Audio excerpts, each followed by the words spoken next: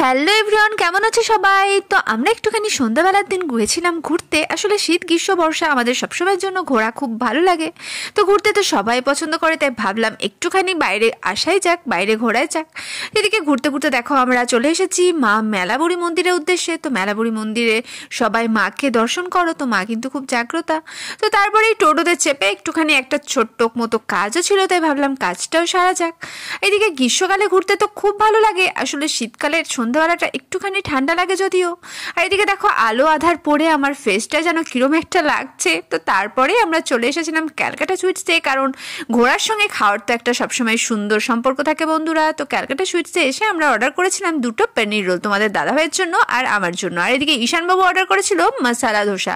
আর পনির রোলটা কিন্তু সম্পূর্ণ নিরামিষ ছিল, একদম পেঁয়াজ রসুন ছাড়া, কারণ জানোই তো তোমাদের দাদাভাই সম্পূর্ণ ভেজিটেরিয়ান, মানে পেঁয়াজ রসুন একদম খায় না।